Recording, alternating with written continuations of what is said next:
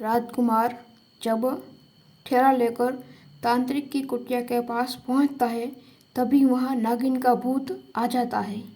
यह थैला तांत्रिक को मत देना, नहीं तो बहुत बड़ा अनर्थ हो जाएगा। तांत्रिक बहुत बड़ा द्यूत है और समाज के लिए बहुत बड़ा खतरा है। इस थैले में नागमणि है और नागमणि का उपयोग करके और अपनी तांत्रिक शक्तियों की मदद से वो आपके राज्य जैसे दूसरे राज्यों पर भी कब्जा कर लेगा।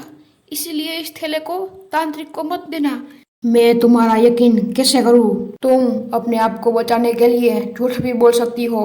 आपको मुझ पर यकीन ना हो तो इस थैले को खोलकर देख लीजिए, इसमें नागमणि मिलेगी। आज से 25 साल पहले की यह बात है। एक बार इस तांत्रिक ने जंगल में इच्छाधारी नाग और नागिन को देख लिया और उसके पास नागमणि थी। नागमणि की लालच में तांत्रिक ने कुछ लोगों को इच्छाधारी नाग और नागिन को मारकर नागमणि ले आने को कहा था। इच्छाधारी नाग और नागिन जंगल में एक मंदिर में जब पूजा करने गए थे, इच्छाधारी नाग जब पुष्प लेने गया था तब नागिन मंदिर में अकेली थी और मौका देखकर उन लोगों ने पीछे से घात करके नागिन को मार डाला और उनके शरीर को एक थैले में भर लिया।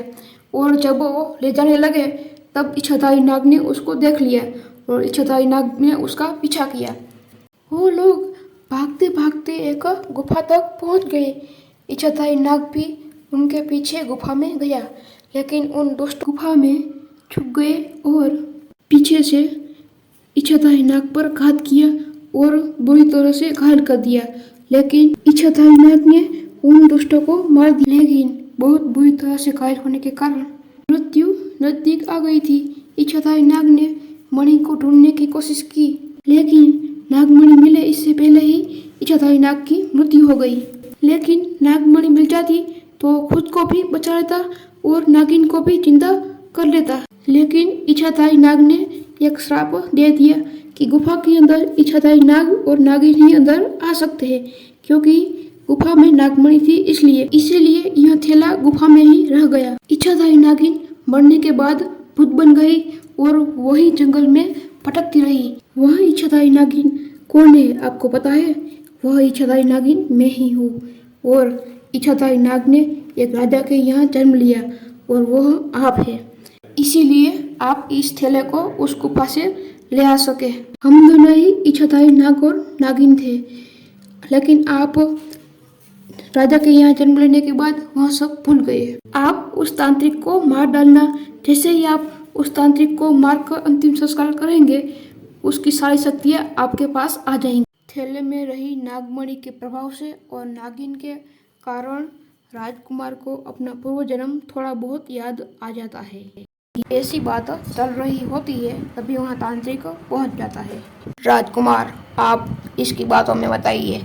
अपने आप को बचाने के लिए आपको झूठ मूठ की कहानी सुनाकर आपको उलझा रही है। यह अच्छा मौका है, आप इस तांत्रिक को मार डालिए। राजकुमार जाता है और तांत्रिक को मार देता है और उनका अंतिम संस्कार भी करता है। तांत्रिक की सारी शक्तियाँ राजकुमार को मिल जाती। नागमणि और तांत्रिक की शक्ति से नागिन के भूत को एक सामान्य स्त्री बना दिया जाता है और फिर दोनों राजमहल में चले जाते हैं और वहाँ जाके शादी कर लेते हैं और खुशी से अपना जीवन जीते हैं।